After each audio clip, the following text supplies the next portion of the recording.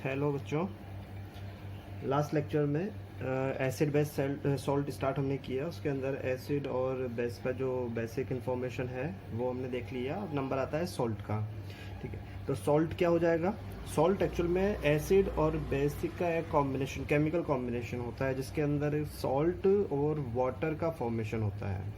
और अगर जनरली देखा जाए, हम इसको केमिकल एडवांस केमिस्ट्री के हिसाब से हम देखें तो ये पॉजिटिव चार्ज और नेगेटिव चार्ज का, positive charge it means cation और negative charge it means anion का कॉम्बिनेशन ये होता है। यानी कि कैटायन और एक एनायन का जब आपस में कॉम्बिनेशन होता है तो वो सॉल्ट कहला जाता है। ठीक है, तो दोनों तरह से हम डेफिनेशन दे सकते हैं इसकी कि एसिड और बेस का कॉम्बिनेशन, या हम कहें कि कैटायन और एनायन का कॉम्बिनेशन जो होता है वो सॉल्ट कहलाता है। ठीक है ना। सॉल्ट की भी अलग अलग कैटेगरीज होती हैं, acidic salt, basic salt, neutral salt. तो वो हम जो है आगे देखें उससे पहले हम सॉल्ट को डिफाइन कर लेते हैं।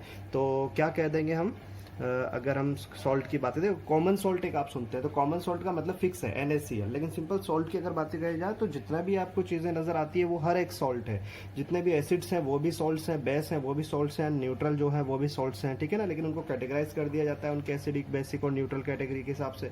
तो नॉर्मल अगर हम इसको डिफाइन करना चाहें तो क्या हो जाएगा?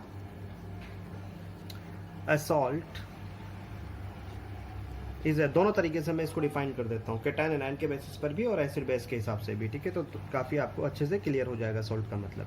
The salt is a chemical compound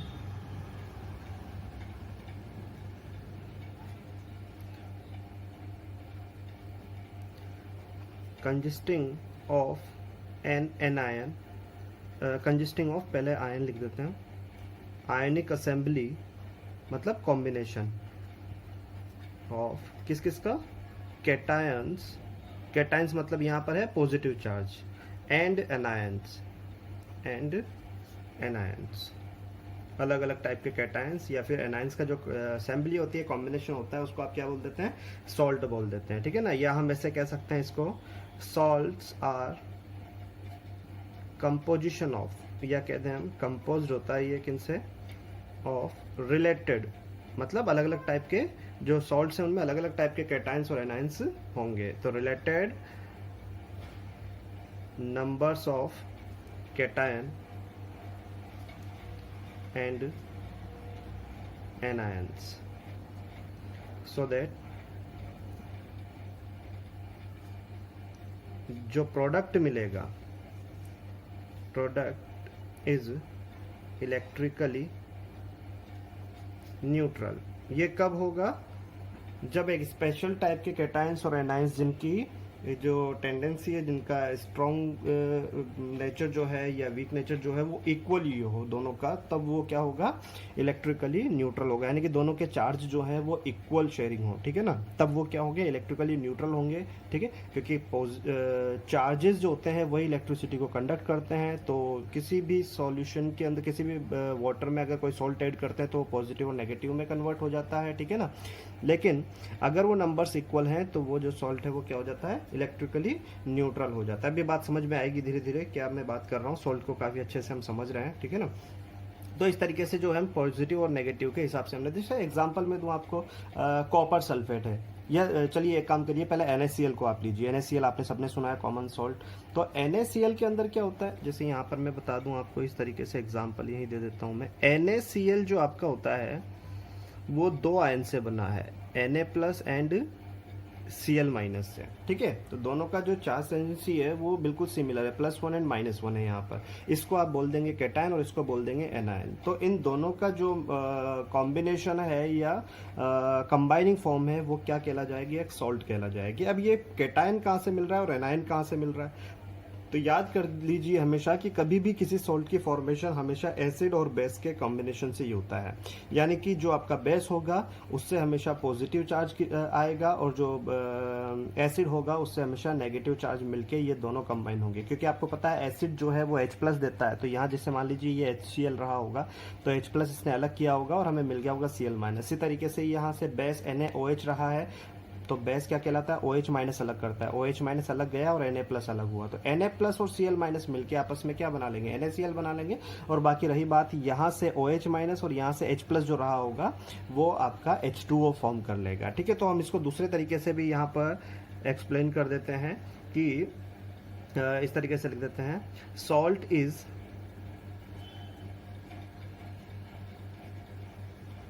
formed by the, इसको नोट करके हम लिख सकते हैं, रिएक्शन बिटवीन, क्या हो जाएगा, अभी जस्ट मैंने बताया, एसिड एंड बेस। अच्छा बोले प्रोसेस को क्या बोलेंगे हम, तो इसको बोल देते हैं हम process known as neutralisation. Process को क्या बोल देंगे हम, न्यूट्रलाइजेशन बोल देंगे। तो ऐसे सॉल्ट जो है इस तरीके से, कई सारे सॉल्ट हैं यहाँ पर, जैसे अभी एक NaCl मैंने आपको बताया, कॉपर सल्फेट हो गया, जिंक सल्फेट हो गया, ठीक है। तो इससे कई ढेरों सारे सॉल्ट हमारे पास डे टू डे लाइफ में हम देख रहे हैं, ठीक है। अब यहाँ पर जब न्यूट्रलाइजेशन की बात हुई है तो इसकी एक्चुअल डेफिनेशन क्या हो जाएगी वो हम बता के और इसके एग्जांपल कुछ कर लेते हैं। न्यूट्रलाइजेशन, न्यूट्रलाइजेशन क्या हो जाएगा, इसको थोड़ा डार्क कर लेते हैं। और बेटर बच्चों यही होगा कि आप जो है वीडियो को देखते हुए साथ में अपने नोट्स तैयार करते रहें, ठीक है ना। तो बहुत अच्छे से ये समझ में आ जाएगा। कोई डाउट है तो उसको कमेंट बॉक्स में आप पूछ सकते हैं, ठीक है ना। और कोई बड़े डाउट है तो उसके लिए एक अलग से वीडियो लेक्चर बनाया जा सकता है। चलिए न्यूट्रलाइजेशन की अगर मैं बात करूं तो यहाँ पर वैसे मैंने बता ही दिया है। तो क्या हो जाता है, व्हेन एसिड एंड बेस, अब किसी भी टाइप का हो सकता है भाई, किसी भी टाइप का, ठीक है ना। When acid and base reacts with each other to formation of, क्या करते हैं भाई, ये फॉर्म करते हैं to formation of salt and water. अभी मैंने यहाँ पर बताया था आपको, रिएक्शन में बताता हूँ अभी, सॉल्ट एंड H2O आपको मिल जाएगा यहाँ पर, ठीक है ना। कॉल्ड, इसको हम क्या बोल देंगे, न्यूट्रलाइजेशन बोल देंगे, ठीक है ना, कॉल्ड न्यूट्रलाइजेशन। बोलिए एग्जाम्पल क्या हो जाएगा, जैसे मान लीजिए यहाँ पर जो एग्जाम्पल मैंने समझाया पहले उसी को ले लेता हूँ। एक एसिड मैंने लिया है यहाँ पर हाइड्रोक्लोरिक एसिड, और यहाँ पर दूसरा मैंने बेस ले लिया है, दोनों स्ट्रॉन्ग हैं, ठीक है ना। स्ट्रॉन्ग वीक क्या होता है अभी लास्ट लेक्चर में मैंने आपको बताया पीएच स्केल के बेसिस पर, ठीक है ना। यहाँ देखिए आप HCl जो होता है, देखो पहले न्यूट्रलाइजेशन में ये डबल डिस्प्लेसमेंट टाइप का रिएक्शन है। मैंने फर्स्ट चैप्टर के अंदर बताया था कि neutralisation is also part of a double displacement reaction, यानी कि यहाँ पर पहले जो है ये दोनों जो है वो आयनाइज हो जाएंगे। आपको पता है बाद वाला माइनस होता है, पहले वाला प्लस होता है। वैसे भी हमें पता है एसिड जो होता है वो H+ आयन कंटेंट करता है, ठीक है। तो ये क्या हो गया, आपका एसिड हो गया। यहाँ पर अगर हम बेस करें तो बेस जो होता है OH- प्रोड्यूस करता है, यहाँ पर प्लस रह जाएगा, ये एक आपका बेस हो गया। नेम क्या है इनका, hydrochloric acid and sodium hydroxide. अब क्या होगा, डबल डिस्प्लेसमेंट में आयन एक्सचेंज होंगे, यानी कि ये जो Na है वो Cl के साथ आ जाएगा और H जो है वो OH- के साथ मिल लेगा। तो क्या बना लेगा, NaCl तो यहाँ से बन जाएगा, और H+ एंड OH- मिलकर आपको क्या फॉर्म कर देंगे, H2O, यानी कि सॉल्ट एंड वाटर की फॉर्मेशन यहाँ पर हो जाएगी। एक एग्जाम्पल और यहाँ पर हम ले लेते हैं, क्या हो जाएगा, जैसे मान लीजिए मैंने इस बार वीक एसिड और वीक बेस ले लेता हूँ। तो वीक एसिड में अपना फॉर्मिक एसिड में ले लेता हूँ, लिखाया था वहाँ पर, ये फॉर्मिक एसिड आपका हुआ, और यहाँ पर हो जाएगा आपका weak base copper hydroxide. OH जहाँ पर नजर आ जाएगा वो बेस हो जाएगा, ठीक है। आपको वीक एसिड में पता है कि पार्शियली आयनाइज्ड होते हैं, यानी कि ये लास्ट वाला H+ देगा और ये माइनस यहाँ रह जाएगा। इसी तरीके से हम बात करें तो ये वाला जो पोर्शन है इसमें 2 OH- टूटेंगे, और यहाँ से अगर हम देखें तो क्या मिल जाएगा, ऐसे बनाता हूँ मैं, 2 OH- यहाँ से टूटेगा। जब 2 माइनस टोटल है तो कॉपर पर कितना आ जाएगा, 2+ आ जाएगा। अब बच्चों आप इसमें आयन एक्सचेंज कर सकते हैं, तो ये कॉपर इसके साथ मिलेगा, लेकिन फॉर्मूला कैसे बनेगा, 2+ चार्ज है तो इसका होल ट्वाइस हो जाएगा, होगा कि नहीं।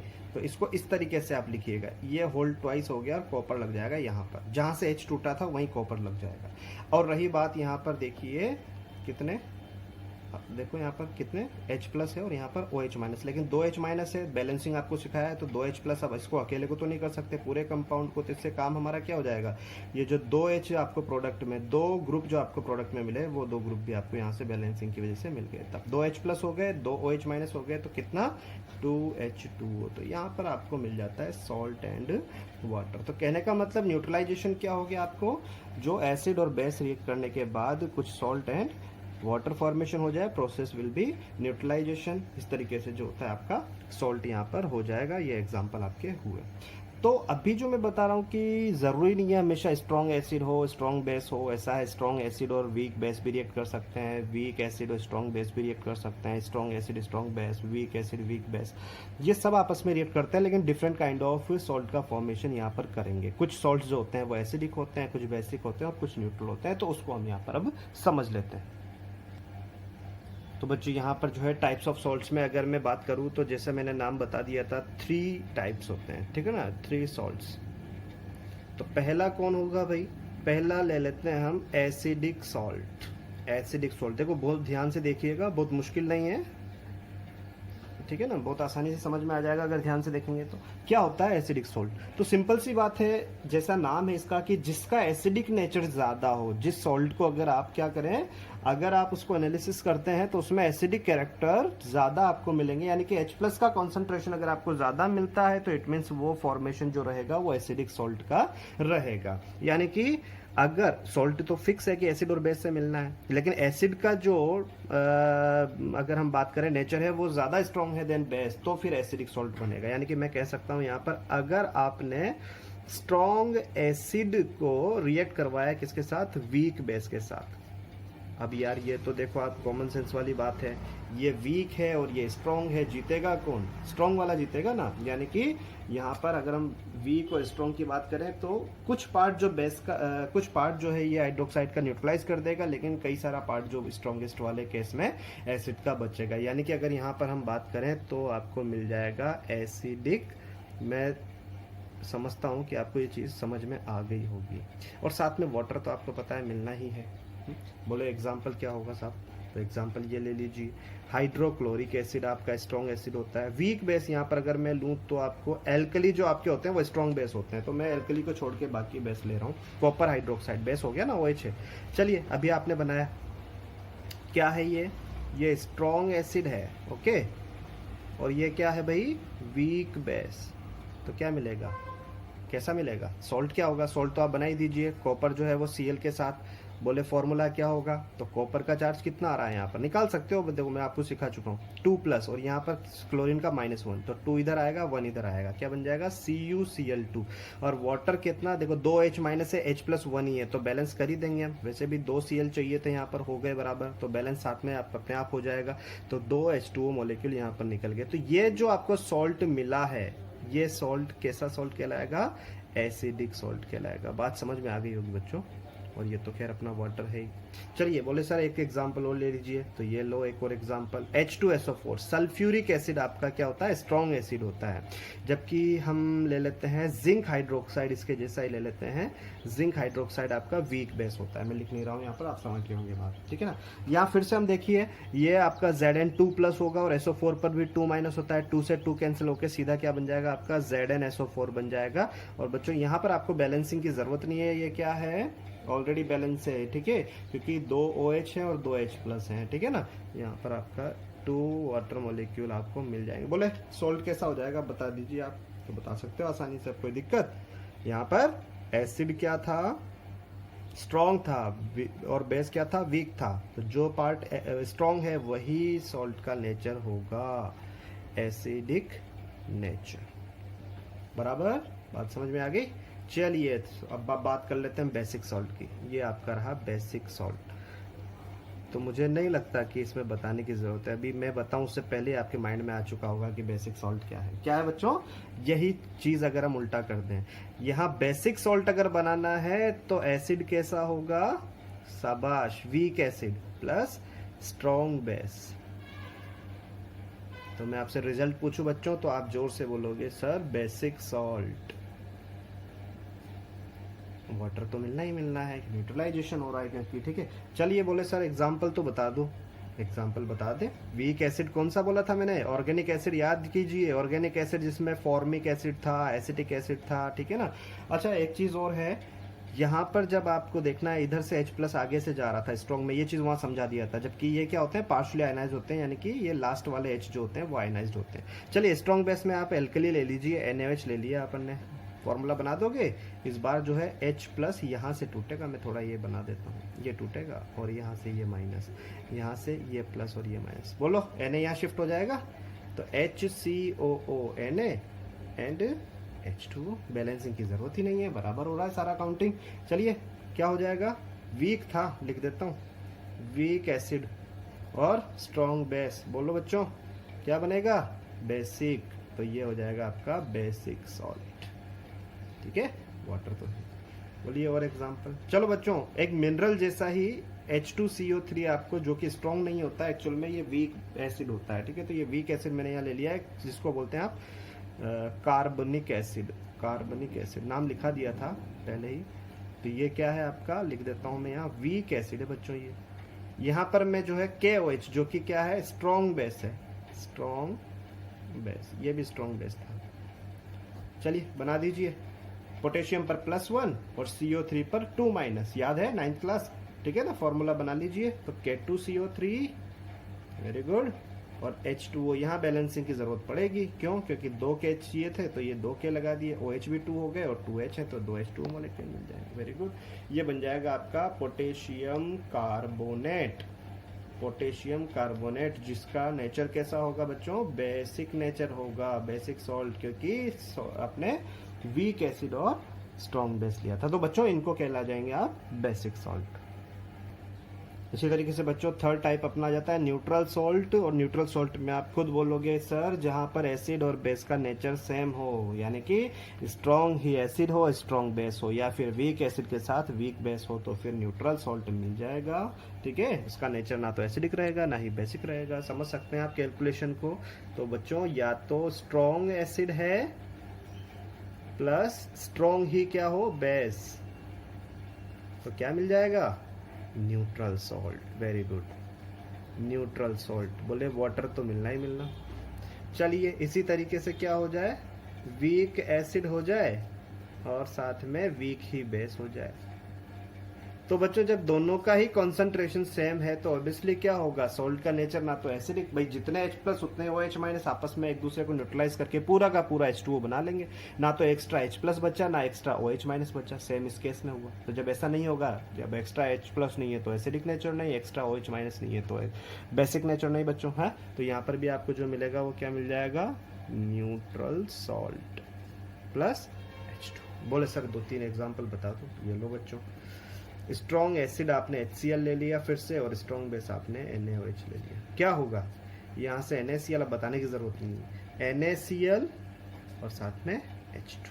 तो ये सॉल्ट कैसा होगा भाई, न्यूट्रल सॉल्ट। तो यहाँ पर क्या था आपका, स्ट्रॉन्ग ही एसिड था और स्ट्रॉन्ग ही यहाँ पर आपका बेस था। तो दोनों का कॉन्सेंट्रेशन क्या हो गया, इक्वल हो गया।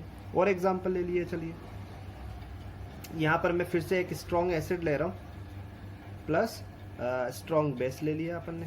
दोनों स्ट्रॉन्ग लिखने की ज़रूरत है क्या, चलिए लिख देते हैं, ये भी स्ट्रॉन्ग और ये भी स्ट्रॉन्ग।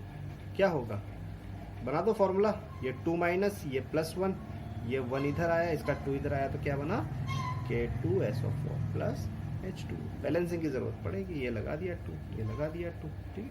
तो यहाँ पर जो मिला आपको क्या मिल जाएगा, न्यूट्रल सॉल्ट। क्यों मिला, दोनों स्ट्रॉन्ग है। और एग्जांपल ले लेते हैं, वीक वाला ले लेते हैं। वीक एसिड, कोई ऑर्गेनिक ले लिया, इस बार मैं ले लेता हूँ अपना विनेगर वाला एसिटिक एसिड, लिख देता हूँ यहाँ पर एसिटिक एसिड। कैसा है ये है अपना वीक एसिड, वीक एसिड है भैया। और वीक ही हम बेस ले लेते हैं, तो एल्कली को छोड़कर हम ले लिए कॉपर हाइड्रोक्साइड, अभी थोड़ी देर पहले लिया था, एल्यूमिनियम हाइड्रोक्साइड ले लिए। चलो एक और एग्जाम्पल ले लेंगे एल्यूमिनियम वाला। तो बच्चों बताइए, फॉर्मूला बना लो। इस बार H+ ये जाएगा तो कॉपर यहाँ शिफ्ट हो जाएगा, कॉपर पर 2 चार्ज है इसलिए ये CH3COOH का ट्वाइस हो जाएगा। कैसे हुआ समझाऊं, चलो पहले लिख देता हूँ मैं। यहाँ बैलेंस करने के लिए मैंने क्या कर दिया, 2 मॉलिक्यूल ले लिया। भाई मैंने ऐसे बनाया, इधर थोड़ा साइड में बता देता हूँ। जैसे यहाँ से क्या हुआ था अपना CH3COO- हुआ था ना, ये H जाने के बाद माइनस, तो -1 हुआ, तो इस तरीके से, ओके।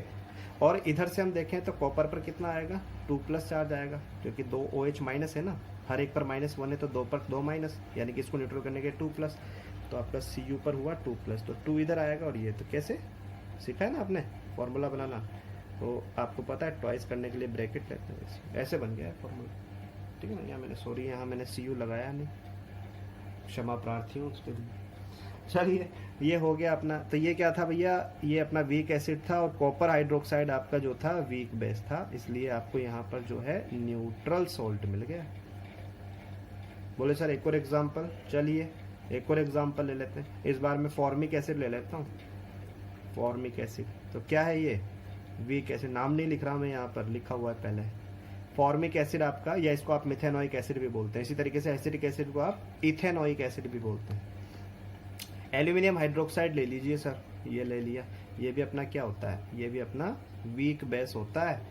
और जैसे 3+ होता है तो इस बार थ्राइस हो जाएगा इस वाले पोर्शन का। भाई ये H+ जाएगा तो माइनस बचेगा ना, लेकिन इसका 3 इसको थ्राइस कर देगा और एल्यूमिनियम अपना यहाँ शिफ्ट हो जाएगा। तो क्या हो जाएगा ये, बोले सर नाम तो बताया ही नहीं इनका, अभी बता देते हैं। इसका नाम क्या हो जाएगा, इसका नाम हो जाएगा कॉपर एसीटेट, कॉपर एसीटेट। और इसका हो जाएगा एल्यूमिनियम, एल्यूमिनियम फॉर्मेट बोल दें, एल्यूमिनियम फॉर्मेट। फॉर्मिक एसिड से फॉर्मेट और एसिटिक एसिड से एसिटेट। अच्छा सर इसका कॉमन नेम हो गया ये, इसका केमिकल नेम क्या होगा, तो बच्चों इसका केमिकल नेम हो जाएगा कॉपर इथेनोएट और इसका नेम हो जाएगा एल्यूमिनियम मिथेनोएट। ठीक है ना, एल्यूमिनियम यहाँ पर लिख देता हूँ यार मैं, तो एल्यूमिनियम मिथेनोएट। ठीक है ना, और ये थोड़ा देख लेना, मैंने बोल दिया वर्डिंग से, आप नोट कर लीजिएगा, जगह नहीं है यहाँ पर। ठीक है ना, तो ये हो जाएगा कॉपर इथेनोएट और ये हो जाएगा एल्यूमिनियम मिथेनोएट। ये केमिकल नेम है, ऊपर वाले इनके जो है कॉमन नेम है। और साथ में बच्चों क्या है, H2O। H2O कितने लगेंगे इस बार, 3 लग जाएंगे बोले सर, तो यहाँ पर थ्राइस कर देते हैं।